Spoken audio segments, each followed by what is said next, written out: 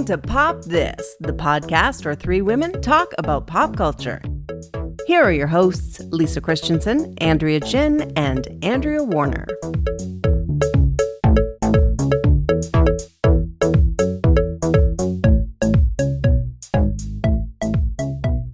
So I have a question for both of you. Do you think the band t-shirt has got out of control? Like, it's just everyone, like, you go into any grocery store now. I was in Superstore and I've been to Target and they have like Rolling Stones, Guns N' Roses, Dolly Parton, Nirvana. Yeah. And I just feel like, I don't know. Yeah. That's the one that gets me, is seeing a Nirvana t-shirt in like Urban Outfitters. It seems so wrong. Like, there's no way. I don't know. Like, first of all, the people shopping at Urban Outfitters, I don't know how much they know about Nirvana. But also, like, it just is wrong. It's so wrong. Well, okay. All right. Full confession. I bought a Nirvana shirt at Winners. And do I feel good about that? No, but okay, wait. At least you have a knowledge and appreciation of who the band is, and you know it was wrong. I know, and there's that old joke, right, about how men often stop women wearing band shirts, and can you name 3 songs, right? And I have had that happen to me before. What? Yeah, like someone's asked you? I was at a show, and it wasn't the T-shirt. It was I was at a show, and a man didn't think I should be at this show, I guess. And he asked me, it was a metal show. It was a band called Cannibal Corpse. And the guy stopped me and said, and I'll just point out that I was wearing my New Order Pet Shop Boys t-shirt, which I will also point out I purchased at the show. And I thought I'm going to wear that to a Cannibal Corpse show. That's who I am. I like everybody. And this guy stops me and he goes, "Hey, you don't look like a usual person that would go to this show." And like I the said, metal show? Yeah. And I said, "Okay, well, I don't know what you want me to do with that. I'm here." And he said, "What's your favorite song from the band?" Isn't that wild? Wow. Yeah. I mean, I only ever thought... What does that matter? I got to mention one, and it was like they're pretty... Yeah, I mean, if I say the name of the song, you'll have to edit it out.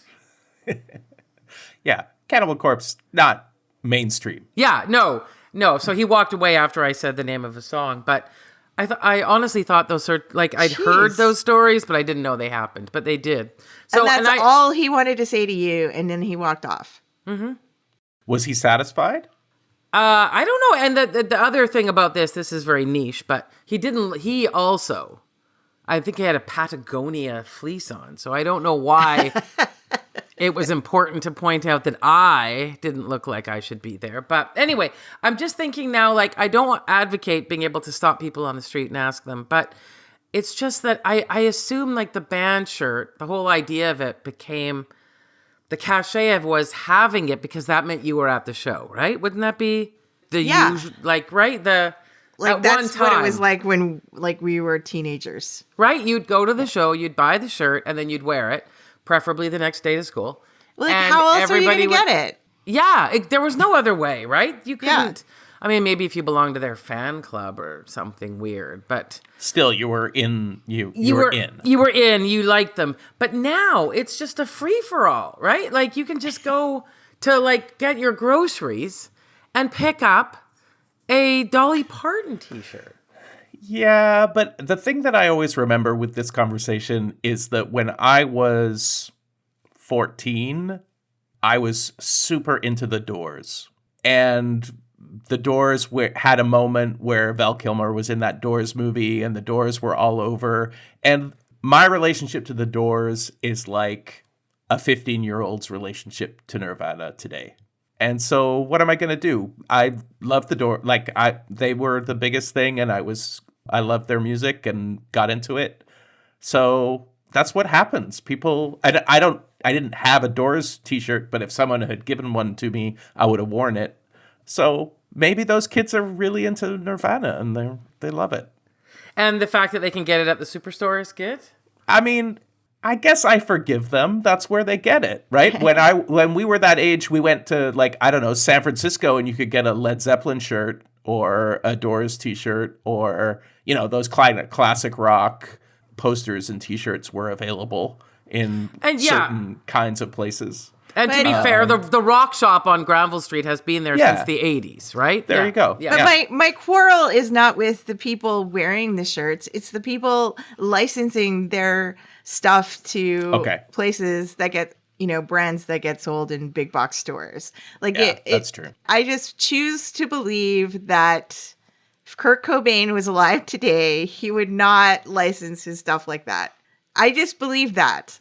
I think that's fair. And as you can see, I am wearing a Prince t-shirt that I bought at Old Navy. Yes, I did. And I don't know. We're all just hypocrites, right? No. I especially am. Holy. I feel Prince is a little bit more. You think he'd have been in Old Navy? Friendly. No, like he's a little bit more commercially friendly. Like he would totally be into licensing and building his empire and whatnot. Like, yeah, okay, fair. I just feel like Nirvana is a very specific case where the artist, I do not think would, were he alive today, be endorsing these kinds of things. That's fair. And I have to say, when I've been traveling, I don't know if you've like, you know, it's always fun to see what band shirts are in other countries. And I know when I've been in Europe, the Nirvana shirt is still very popular. Nirvana, it's iconic. Yeah. And it's huge in Japan too. Like apparently people are obsessed with collecting vinyl Nirvana records. Yeah. How many are there? There's only 4? Is that it? 4 maybe? 4 or 5 or something? Yeah, anyway. Well, no. What I mean is like many people want the Nirvana on vinyl. They feel like that's the best way to listen to it.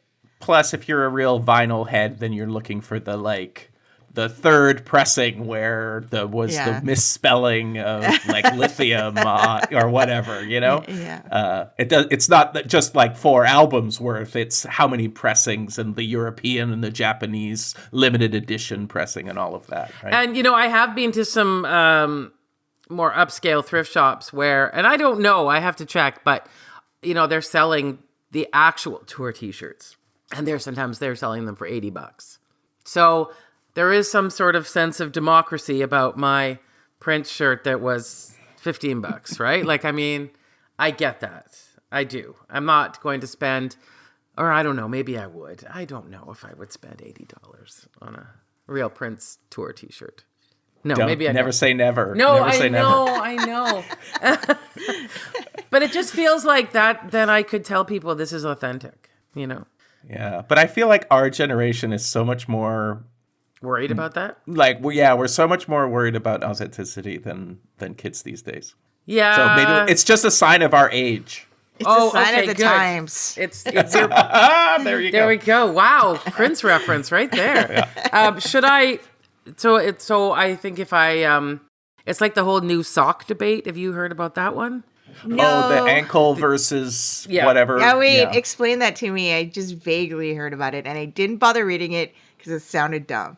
So millennials are now, or no, Gen Z is wearing the ankle socks, whereas the millennials and the Gen X are still wearing the, what do you call, like just the hidden sock in the shoe. Yeah. I see. So if you want. Okay. Yeah. I can't remember the last time I wore like an actual proper sock. Like maybe in the winter in a boot, but I mean, if I'm wearing a running shoe or a sneaker sort of thing, I'm not going to put on an ankle sock. I mean, are you? I don't even think about it. I don't know. Maybe it depends on what's in my drawer and comes to my hand. I spend zero time thinking about what socks I'm wearing with running shoes. Well, I was just trying. We're trying to give you a hand in case you wanted to fit in with the youngs. But wait. So, like, what do Gen Xers? How do they wear socks? They wear like the hidden kind, right? Isn't it? Yeah, or like a knee sock or whatever, like a taller kind, but not these kind of mid-length ones. That is the kids these days like a mid-length ankle sock. I just wanted you to feel like if you were going to the beach and, you know, there's a crowd of kids, right? And you got to walk up toward them, and you're nervous, like we all are, right? They're going to judge us. I know that there was like an era where there was a fear that young people would beat you up or something, right? Like a gang of youth would beat you up. Now I'm just afraid of their judgment looking at my clothes. And I did read, there was a little meme going around a while ago, and it was like, this woman was getting dressed up, and she said, I don't get dressed for men. I get dressed for 13-year-old girls. So maybe gentlemen prefer blondes, but 13-year-old girls, they prefer... women in outfits. I don't know. What a good segue, though.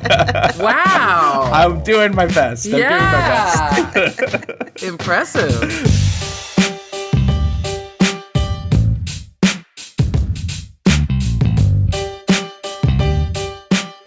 If you are just paying attention now to what we're talking about today, it is the classic movie Gentlemen Prefer Blondes. And Lisa, I don't think we've ever talked about, in the almost 10 years we've been doing this podcast, we haven't talked about Marilyn Monroe. No, we did ever. Bus Stop. No, we did Bus Stop. Bus Stop? When did Bus Stop happen? Like, I don't know when. Yeah, it was a long... It was a long time ago, but yeah. But so we've only talked about Marilyn Monroe once. Yes, that is true. I mean, yeah, we're in terms of, imagery that has lasted and could be on a T-shirt. Marilyn Monroe sure counts. So this is probably her most famous movie.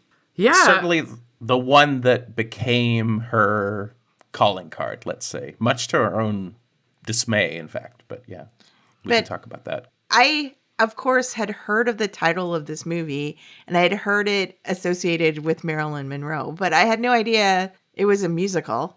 And why doesn't it get talked about when people talk about great musicals or their favorite musicals or whatever? Like, it's never come up in our musicals discussion. No, and the weird thing is, too, is that Diamonds Are a Girl's Best Friend number. Yeah, the tunes are good. Yeah, on that the scene. Songs are great. It looks like a stage play, so it feels like when I see it, I don't see it out of the film. It just looks like it's in any film, right? It doesn't look like that movie at all. So yeah. that's what's a bit kind of disorienting about it. That song stands on its own, and like the Madonna version that like alludes to it has become its own thing, and so yeah, it sort of is a music video before music videos. Exactly. Yeah, but for whatever reason, we aren't like, oh, a Gentleman Prefer Blondes like has that song that. No, never. I've never said it like that. No. Yeah, and even earlier this year, of course, like Ryan Gosling brought it back into the conversation by doing his Ken performance at the Oscars, which is very inspired by the scene in this movie. Absolutely, yeah. My theory, and I don't want to get ahead of us, my theory is that I have no idea what this movie's about. And the title, I'm still very confused by. So I just find it a very confusing movie. And I think that's what I think is happening here. I don't know if anyone agrees. What you think? I'm not sure I have an explanation for the title, but I maybe can help you with what I think the film is about. But yeah, it's true. I haven't really thought about why the title is the title. It's based. Well, I should know. I do know the history. It's the stage play, the musical, is based on a novel, and the novel has that title. And the novel is much more openly satirical of men and their weaknesses. Right, and it's the central character Lorelai is much more, from what I understand, I haven't read the novel, but is much more. She's much more savvy and is far more calculate. I mean, actually, I shouldn't say more because I think Marilyn Monroe plays this as a calculating part. But maybe the novel is written from her perspective, and so her intelligence is, I think, in the novel much more on the surface. Let's say you have to take a leap to think of Marilyn Monroe as like a really smart woman in this film, but I think she is, but outwardly she's not, let's say. But in the novel, she's savvy, let's say, and is far more kind of apparently strategic. Okay, so in case you're wondering who's talking and why he seems to know so much about the movie, we should introduce Joe, who is my husband, who is also a professor of film at Simon Fraser University. So he knows about old movies. Yeah, I'm your old movie expert. You are. Yeah. Yes, and we appreciate that. Yeah. Lisa, would you like to read his bio? I would love to read the bio. Yes. Joseph Clark is a lecturer in film studies at SFU. His research and teaching interests focus on archival and non-theatrical media, including newsreels, home movies, and sponsored film. He is the author of News Parade, The American Newsreel, and The World as Spectacle. Welcome. Thank you, Thanks. Joe, for being here. Yeah, thanks for coming back. My pleasure. I'm always excited to talk about this movie. I suggested it, so I guess that goes without saying. But I like it. It's a fun movie, and I think to your point, Lisa, it doesn't matter what it's about. You can enjoy this movie at the level of spectacle alone, as music video, as fun, as visual eye candy, and still have a great time. I agree. Yes, I agree. I just was... So, when you're watching something and you're going to talk about it, you pay close attention to try and figure out the story. So many times I couldn't, and then I remembered, Joe will explain this. Joe will explain this. And then I felt better. So... we'll see. Yeah. Yeah, we'll see. Mm-hmm. Lisa, why don't you just read the background of the movie? Sure. Gentlemen Prefer Blondes is a 1953 American musical comedy film directed by Howard Hawks and written by Charles Lederer. The film is based on the 1949 stage musical of the same name, which in turn is based on the 1925 novel of the same name by Anita Loos. The film stars Jane Russell and Marilyn Monroe, with Charles Coburn, Elliott Reed, and Tommy Noonan. The film was choreographed by Jack Cole, while the music was written by Hoagie Carmichael, Harold Adamson, Jules Stein, and Leo Robin. The songs by Stein and Robin are from the Broadway show, while the songs by Carmichael and Adamson were written specifically for the film. Despite the film's title, Monroe was paid her usual contract salary of $500 a week, while Russell, the better-known actress at the time, earned $200,000. Monroe's rendition of Diamonds Are a Girl's Best Friend and her pink dress are part of pop culture and are considered iconic. The performance has inspired and been recreated by various artists as an homage. The film was a major box office hit, the seventh highest grossing film of 1953, and made Marilyn Monroe one of the biggest stars in cinema history. Yeah. Well, part of watching it for me, because I don't think I watched Bus Stop. Like, I wasn't doing that episode with you two at the time. So I was just fascinated to see her talking and acting as a person, because I'm just so used to her image. Right. And she just seems like a face, like this iconic face that you see, in Andy Warhol portraits or stills from the time. Like, it's interesting. It was interesting to see her like walking and talking and, being comedic and getting a sense of her person. Like, it was very fascinating, because I'm just used to seeing her like in pictures, not non-moving pictures. Yeah, and this film, I think, more than any other, is, established her persona. And it was, because it wasn't quite her first film. I guess Niagara came out before, and that was like a film that established her as like a sex symbol.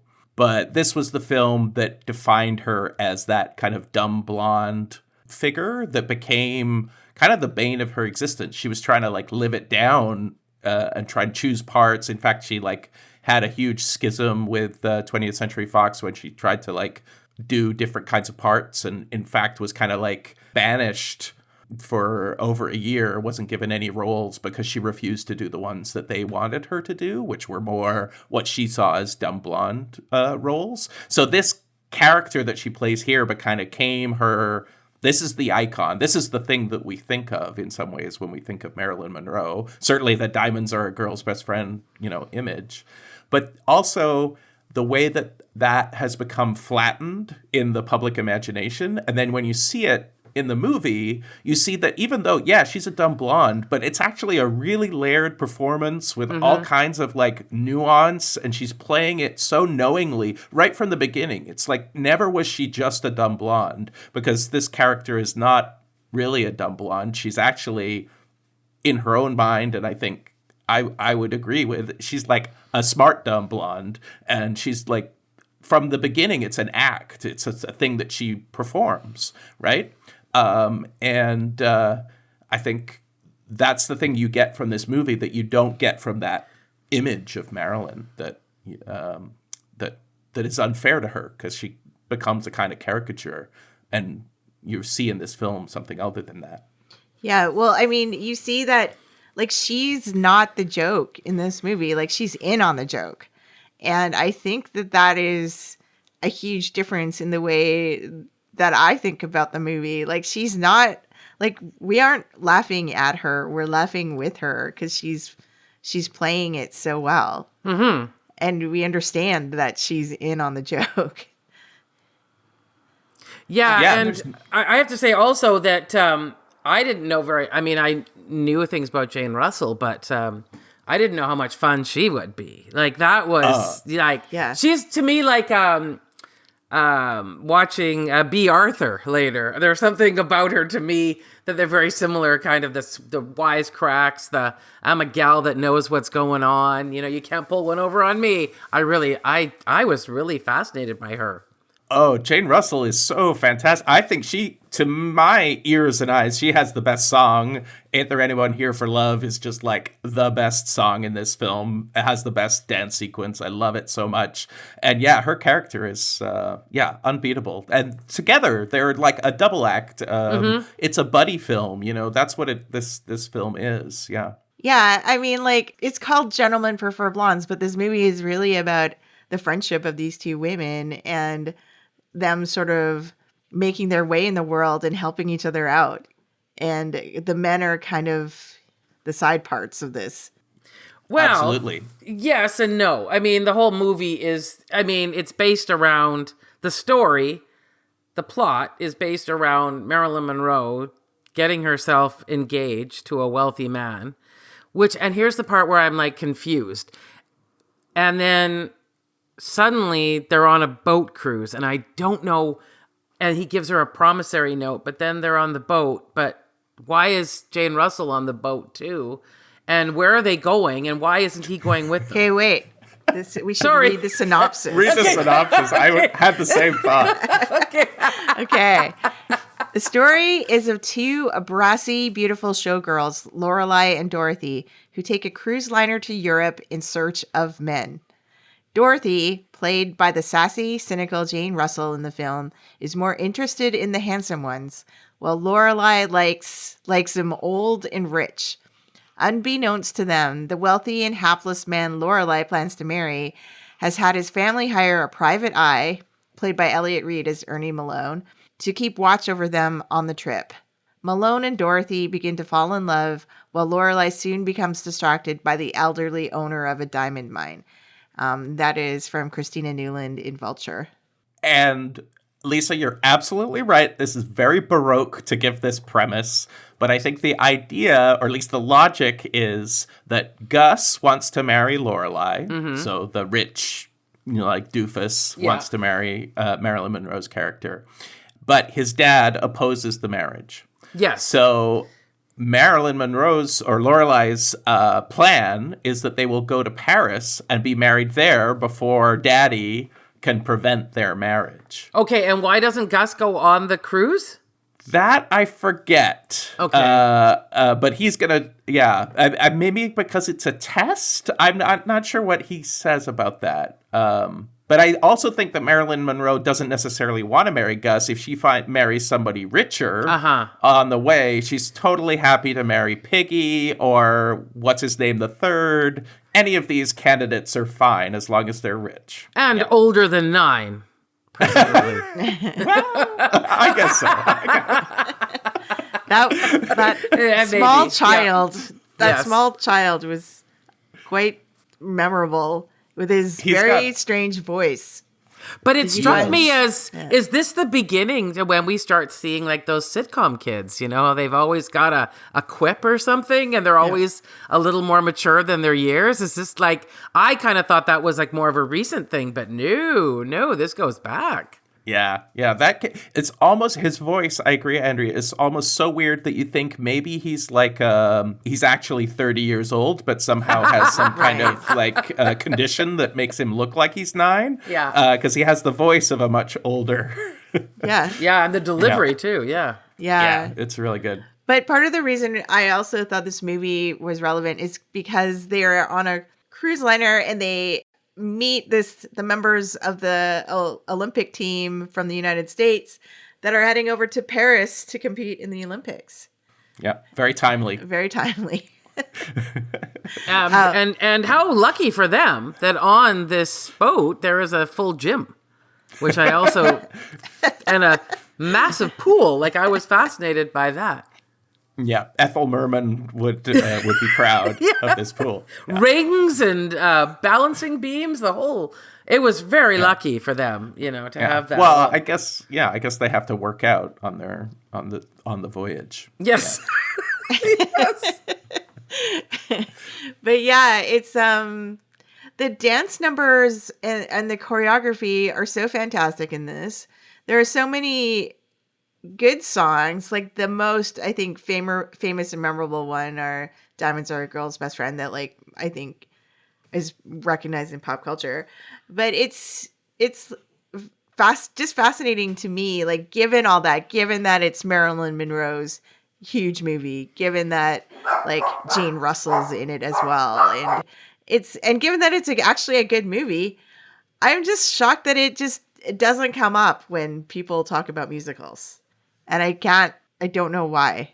It's a great question. I wonder if it's to do with, you know, unlike Chicago or other things that have been revived, does it not, maybe it's seen as a thing that couldn't be revived because it's kind of its time and therefore it's kind of out of the public consciousness?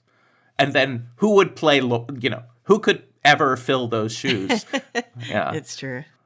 Although I was reading that Carol Channing originated the role on Broadway. Yeah. Oh, so that's interesting. Is that one of those Julie Andrews not getting to be in My Fair Lady, or I don't know. Yeah. I don't know if she was considered for the movie or not. I read that she wasn't even considered for the movie at all. Wow. Mm-hmm. But they wanted to go with Marilyn Monroe because like she was kind of a young up and comer at the time, but also she was on this extremely cheap contract. Yeah. And so they could get her to make the movie for almost nothing. Yeah. Well, they certainly didn't spend any money actually going on a real ship. So just to expand on the background, Joe, do you want to talk about like what was going on in Hollywood during the time this movie was made? Sure. Yeah. Well, I mean, the last time we spoke, we were talking about It Happened One Night and the beginning of the Hays Code. And, you know, now we're in the 1950s and, you know, the Hays Code is still in place. But the big change that has happened in Hollywood, you know, in the early 1950s is that TV is competing, right? And so we see that in a couple of ways in this film. One is that it's this Technicolor extravaganza, right? So because TV was kind of eating into a lot of that kind of, it was chipping away at Hollywood's B movies and like, you know, lesser fare. There was a lot more emphasis on these big budget and, you know, extravagant films in the 1950s. So Technicolor, which was very expensive to produce, was something that TV couldn't do. So this film, you know, that lavish color, that Technicolor quality is something really indicative of Hollywood at this moment in its kind of excess and spectacle, you know, become really important. Again, things that don't convey on the small screen, but the big screen could. So like these are the things that Hollywood could do. And I think, you know, that kind of Hays Code, like it's still a movie all about sex and romance, but all of that has to be, there's plenty of skimpy outfits, but they're mostly on the men here, not the women.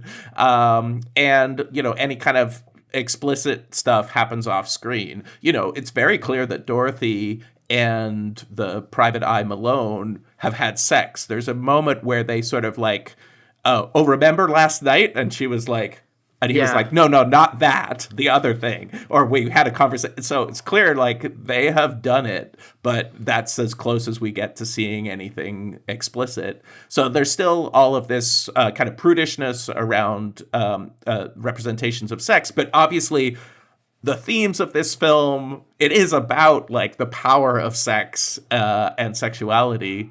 So that's, part of what's going on here as well. And then the other big thing I think that's relevant here, and you mentioned it, Andrea, is just like the like Marilyn Monroe's low salary. The way that the studio system worked at this time is stars were created, right? And they were sort of like found. Marilyn Monroe or Norma Jean are the classic examples of this. She was a model. She was like basically a struggling actress. She's discovered and then transformed, right? Her hair is dyed. She's given a new name and put under contract, these kind of 7-year contracts that the studios did with these young starlets that made them vulnerable to exploitation of all kinds, financial, but also sexual and so on. This is the era of the casting couch. Well, not that went away, but the high era of the casting couch, right? The studios were so powerful and they're so attractive that they found stars and created them, but they didn't find stars. They found starlets and turned them into stars. And because when they found them, they put them on these $500 a week kind of contracts, which for these young starlets seemed like huge amounts of money. But then once they turned Marilyn Monroe into this icon, she had to continue to work for years on this, this ludicrously low salary. So that's why you get this discrepancy. Jane Russell was a much more established star, so she was already making like real money. But Marilyn Monroe had to work for 20th Century Fox for a while on this kind of, pittance. And that, again, became a problem for Marilyn Monroe. Like, she wanted to do different kinds of roles. She wanted to do drama. And basically, they wanted their cash cow, and they wanted her to keep doing, sexy, dumb blonde movies. And that became a source of friction that ultimately, arguably is, precipitated Marilyn Monroe's early demise. It is hard. I find sometimes that watching a movie like this and then knowing it was actually based on a novel from 1925. So, again, it speaks to of course, women are looking for husbands because that's all they have to do. That's all they're offered. They're not thinking about, when I get to Harvard or, when I become a lawyer and take care of myself. I mean, that's not there. It's not an option. So I do sometimes feel like a bit bad, like when I think of something like the Bechdel test, which this film would not pass at all, because that's all they talk about is men. You think, well, but that's all they had. And the only tension in this is that Marilyn wants a rich guy, and Dorothy, Jane Russell, is okay with a handsome guy. And but there are showgirls, so they have that going for them. But I guess that pays so poorly that they still know that the only thing that they really have is to find a husband. Yes. And I mean, I think the true kind of intellectual or thematic climax of this film is when Marilyn Monroe's character talks to Gus's dad, the real source of the wealth. And he's like, telling her what a gold digger she is and so on. And she says to him, well, you men are so silly. Wouldn't you want your son to marry someone pretty? Or if you had a daughter, wouldn't you want her to marry someone with money? And she's just like, obviously. We want to love them, but we also want them to be rich. We want to love, just like you would want to love your wife, but you want her to be pretty. It's it's a 1950s logic. Yes, but she is, her logic in that time is impeccable, as you say. Like, given the options, Yeah. she wants to marry, and she wants to marry well. And why? What kind of person wouldn't want that? Yeah, it's amazing when you think about it, like that we have turned that gold digger word. It's such a, it's so terrible. But when you think about the fact that it started from some guy getting mad that a woman was like, look, buddy, I've got options that only involve you. Like, that's it. I'm not making this money on my own unless I'm born to it. Like, that's it. So it's funny how it's continued and still it's very hard. It's very cruel, really. Yeah, but on the other hand, it's like I think the strength of this film is that it shows that within that kind of world, Marilyn Monroe's character Lorelei is being absolutely strategic, and from her point of view, it's Dorothy who's the idiot. It's Dorothy who wants to marry for love. What a crazy! I mean, you say handsome, and that is something that Dorothy is definitely interested in. Men's looks, but she wants to marry for love. She wants to marry because she falls in love with Malone and look where hates it gets herself her for it. Yeah. Yeah. I mean, yeah, I think, there are layers of those things going on in this movie. Like, it makes you really think about the politics of being a woman in the 1950s. But on top of that, it's just also a spectacular, show. The dance numbers are amazing. Not like there's the iconic one of Diamonds Are a Girl's Best Friend, but like there is a scene on the cruise. The song that you mentioned, Joe, is anyone Ain't here there for anyone here for love? See, now we're gonna probably get a copyright claim on the podcast. Okay, I think I was far enough away from the original. You should be safe. Okay. Now you mentioned, Joe, you said, I wonder what platform you watched it on. Why? Oh, yes. Well, we tried to watch it. Andrea and I tried to watch it on free classic movies. Same, yes. And they had cut out muted all the songs. all of the songs. Yeah. I thought there was something wrong. I did everything. Me too. But for some reason, some songs you could hear, but not all of them. And then when it was mentioned, when we were reading the background, they were all written by different people, right? Yeah. It's the ones from the original musical songs are the ones that were silenced. So presumably the studio only licensed those songs for a certain length of time, and now they're copyright on. I don't know exactly how it works, but that might be another reason that film isn't as widely available as we might want it to be. But essentially, it looks like the I was just looking at it. The Leo Stern songs are the ones that are cut out of, because also in that version there's some that are muted, Lisa, but there are some that are completely cut out. The first song, the very first song of the movie. Paris, Two Little Girls in Little Rock is cut out, and then there's a song, I forget what it's called. When Love Goes Wrong. That's a song in Paris when they're at the cafe, and that's totally cut out. And there was a really awkward cut. Suddenly they're working in the club. Yeah, exactly. Wow, shameless app. They don't care. Too bad for you. Just see what you can do with this.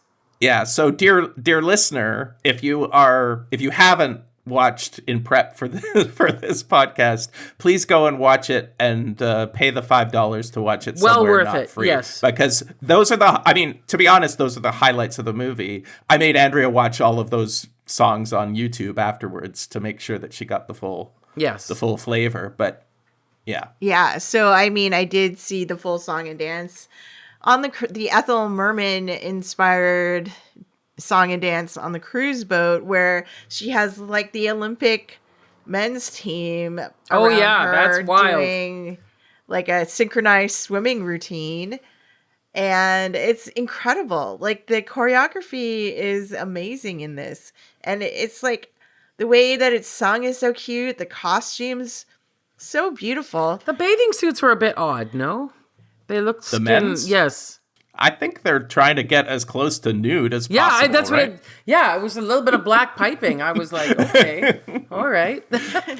I mean, that's the other thing about this film is like those, and the musical numbers are a real, like that one in particular, but there's so much male eye candy as well as, like, obviously Jane Russell and Marilyn Monroe are like these bombshells, that sex symbols, but there's so much, like, you know, that scene in particular, but throughout they are ogling men throughout the film.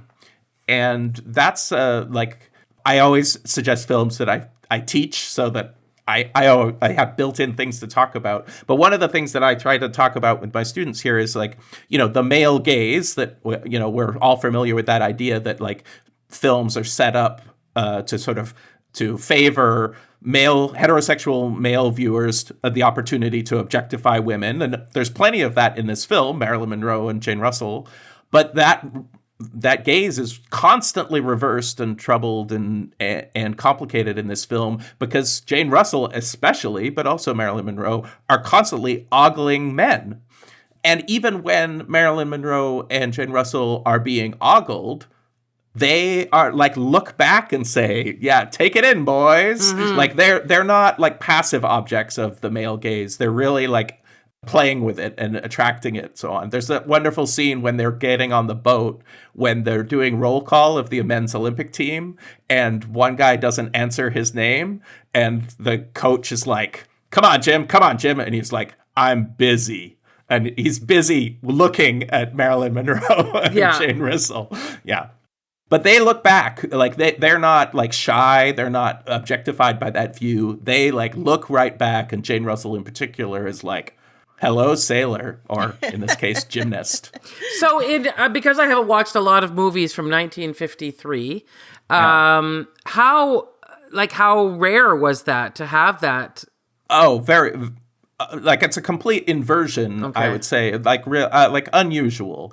I mean, you know, I think that you could probably point to other films where the objectified woman is certainly lots of film noir where women are expected to be like are objects of kind of sexual fascination, and then they use that to empower themselves, usually becoming like femme fatales and manipulating men and murdering them variously, or getting them to murder for them, or what have you. So it's not unheard of for women to use the power of sex or to their advantage, but that reversal of the gaze for women to be explicitly ogling male bodies.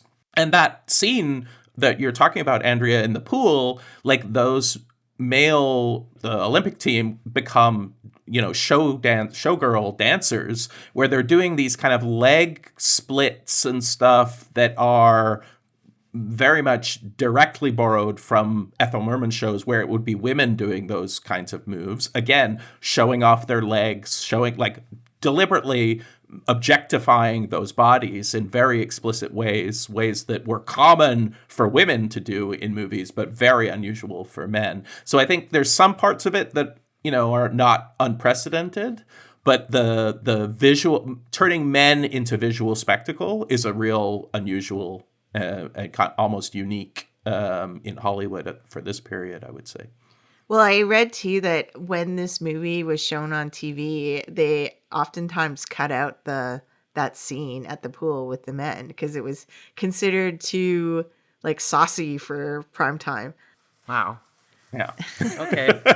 I mean, it is saucy. I mean, it is like, you know, I mean, we don't want to endorse that kind of prudishness, especially because it seems, you know, asymmetrical because it's when men are objectified. But on the other hand, Marilyn Monroe is a gay icon, and Jane Russell, like these are like iconic scenes for gay men for a reason. Let's say. Yeah, I mean, I was thinking that this is probably one of the movies that was being spoofed in Hail Caesar, that Coen brothers, where they were showing all the musicals from a different point of view. Right.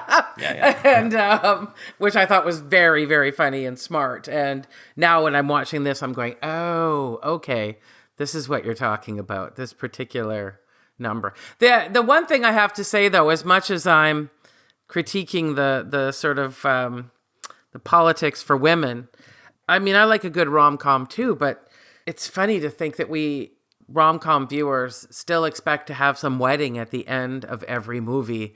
And in this movie, you're just, I don't know, it was so fast. They're wearing matching dresses. It was so like, how long had they known each other? It was so crazy. And then they had that knowing look like mission accomplished, you know? And now when I think about it, I'm going, wow, we have not progressed at all from that.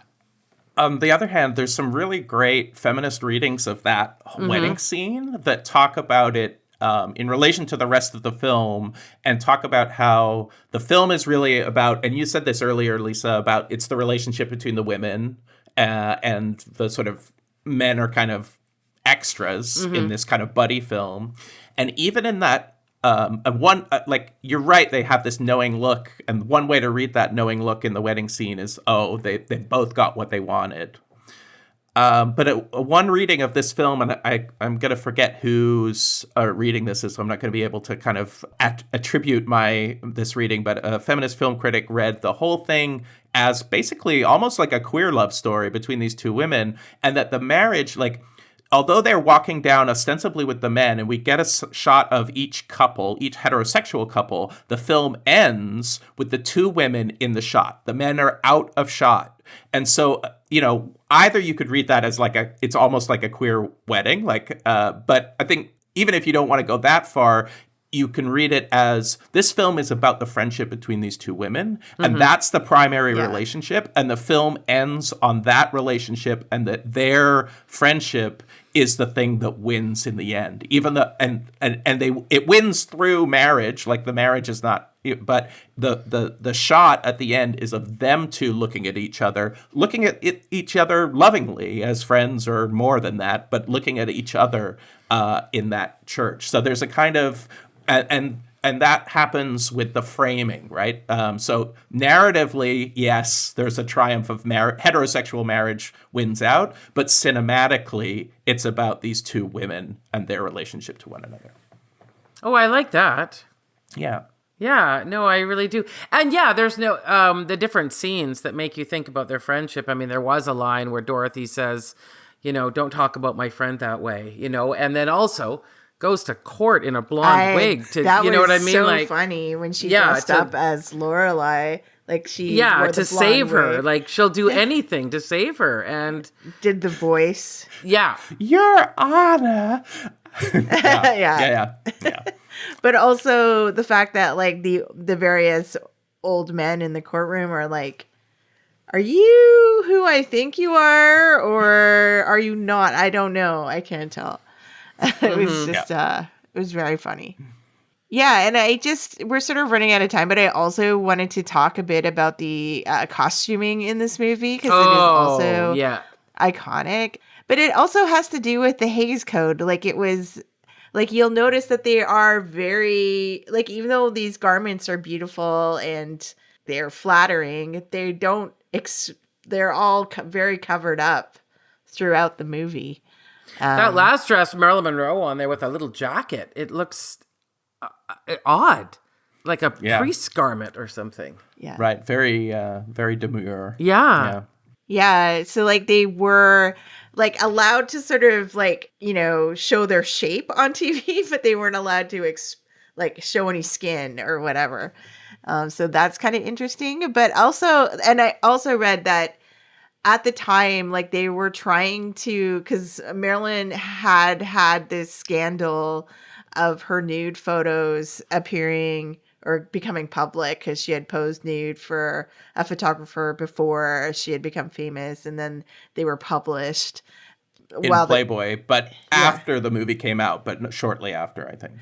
Yeah, but like so they were trying to sort of rein in her reputation as a sex symbol a little, and like the iconic red dress that she sings for Diamonds Are a Girl's Best Friend was just a replacement dress that was made at the last minute because they wanted her in a proper dress and not like a showgirl outfit because it was considered too risque.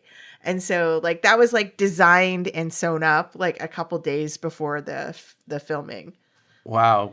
Yeah. like, it's amazing because that's like, you can't imagine that whole number with a different dress. Like, that dress just seems like so iconic. It's hard to imagine anything else. Yeah. And the outfit that Jane Russell had to wear to go poolside with that giant cape as well looked extremely impractical, but quite striking for sure. Like, I don't like. This is the thing. Also, there were like shades of Sex in the City for me. Like, I don't know how much showgirls make, but those outfits, the hats, the shoes, right? On what budget? That's all I'm thinking. But it's fantasy. I know. Yeah. But I mean, it's interesting. We haven't talked about Sex in the City, but like when you think about, now I'm forgetting all of the characters' names in Carrie, Sex in the City. Charlotte, Keep going. Samantha. Samantha, right? Yeah. Samantha is like she's Lorelai, right? Like she isn't Dorothy, afraid to you mean? use. Do you mean Dorothy? Well, no, because she's the one who like wants a rich man and like, right? Isn't she? Well, she has Maybe I'm one wrong. encounter with a rich man and then disappears when his butt's all saggy. But right, she's more interested in the eye candy. That's true. Well, she goes with the young guy, right? Yeah. Eventually. Yeah. But anyway, that whole dynamic, that conversation that is at the heart of Sex in the City about like love versus the strategies of marriage and all of that is like, there's a lot of stuff borrowed from this I film, agree with think, you. in Sex in the City. Yeah, 100%. I was thinking how Samantha-esque Dorothy was, just in the way she was very upfront, like you were saying. Yeah. I'm looking back. I'm interested. Let's get together. You know what I mean? Like you said, like they had sex, but it just wasn't said, exactly. Yeah. But yeah, there was also just something about her physique. Like she was taller and a bit broader, that kind of stuff was making me think of her. Yeah. But I was thinking about that show when I was watching it this time. Oh, wow. Okay. Maybe just because of Pop This, I was, thinking about ways to relate it to stuff that you guys. Sadly, I believe, unlike Marilyn Monroe, Sex in the City comes up a lot on Pop This. Also, Gilmore Girls, like, is there a Lorelai connection there? Yeah. Right? I was wondering that. It's the only time I've ever heard the name Lorelai, yeah. Yeah, it's so interesting. It's so interesting that this like movie is so influential and it's everywhere. And you may not fully realize the things that you are seeing in today's pop culture are, from this movie. So yeah, I agreed. Yeah. So what do we think? Do we think this movie still pops? Oh, big pops. Yeah. Yeah. I mean, once you get past the fact that it's a tiny bit confusing, it might not be so confusing when it hasn't been severely edited like the version I saw. So yeah, I think that's true. Yeah. No, it still pops. It's irresistible, I think. Like, even if you want to, like, that's the thing. I think, almost one of the reasons I like to show it to students is that I usually give them all of we've talked a lot about like feminist film critique before we watch this film, because I think a simplistic way is to dismiss this film, through a kind of very simplistic version of feminist film criticism. But like, as soon as you scratch the surface of that, it like falls apart. And you still can be critical of lots of things about the film and its depiction of women, etc. But you just can't, like, the performances and the ways that both Jane Russell and Marilyn Monroe take that and like flip it on its head. You just can't, like, there's no way to dismiss this film as just a kind of sexist fantasy. It's not. It's something far more. Yeah. No, and yeah, like the two, Jane Russell and Marilyn Monroe, their performances are just insane in this movie. Like, they're dancing, they're singing, they're like comedic acting. Like, it's just like, triple threats. Agreed. Yeah.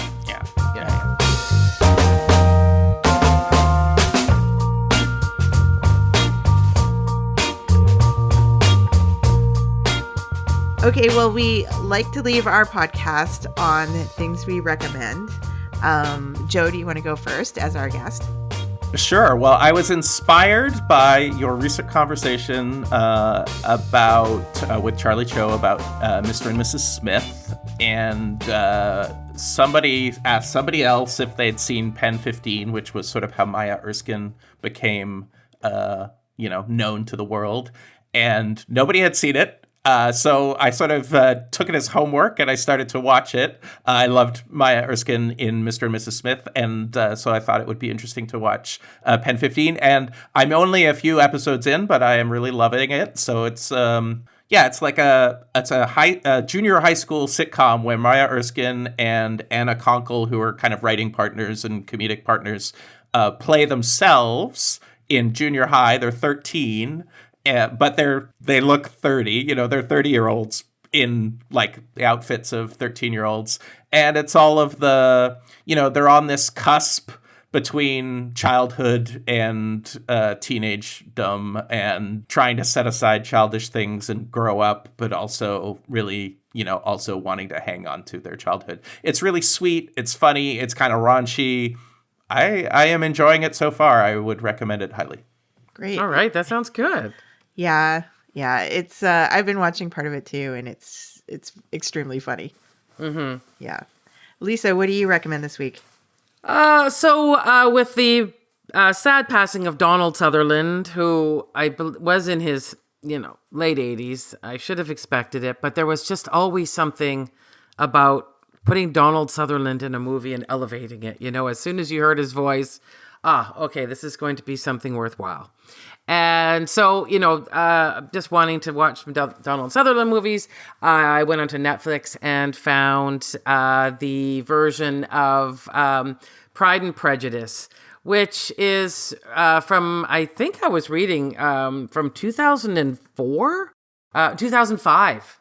So I forgot it was that old. And if you are a fan of Succession, you'll remember Matthew McFadden plays Mr. Darcy, which is a far better role than, well, not role, but I mean, Tom in Succession is so horrible. But anyway, it's lovely to see Donald Sutherland playing the father of the Bennett girls. And it really is a beautiful, beautiful production. Everything is spectacular. And the thing about period pieces is I'm not watching it going, oh, wow, things have changed so much since 2005. The cell phones are all different. Why is her hair like that? You know what I mean? You can watch this and it's fine because it doesn't look dated. It just looks magnificent. Yeah. Mr. Darcy's not wearing a Nirvana t-shirt? No, but I'm sure if somebody must have updated Jane Austen and done that. So, and then the prejudice comes from Elizabeth seeing him in the t-shirt going, no, I think he got that from old movie. But and then she finds out later, no, that he actually went to the real show.